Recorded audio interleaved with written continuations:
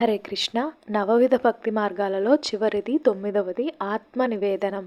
అంటే నాకేది మంచిది, నాకేది హ్యాపీనెస్ ప్రాఫిట్ ఇస్తుంది, నా నా నా అనుకునేలాంటిది కాకుండా నాకేమైనా పర్లేదు, నాకెన్ని కష్టాలొచ్చినా ఓకే, నేనెలా ఉన్నా పర్లేదు, నేను భగవంతుడికి సేవ చేసుకోవాలి, భగవంతుడు హాయిగా బాగుండాలి, స్వామి సేవలో ఎటువంటి అబ్స్టాకిల్ రాకూడదు, ఇలాంటి భావనతో సేవ చేయడమే ఆత్మ నివేదనం.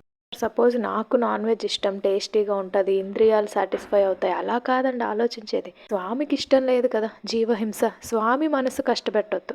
కష్టాలు వచ్చాయని నువ్వు భగవంతుడిని వదిలిపెట్టావా, నీది భక్తి కాదు, బిజినెస్ డీల్. శరీరం భగవత్ సేవలో, కళ్ళు భగవంతుడిని దర్శించడంలో, చెవులు భగవత్ కథా శ్రవణంలో, శరీరాన్ని అంతటినీ, ఇంద్రియాలన్నింటినీ భగవంతుడి సేవలో వినియోగించాలి. జటాయువు అండి సీతాపహరణ సమయంలో రావణుడితో ఫైట్ చేసి ప్రాణత్యాగం చేశాడండి.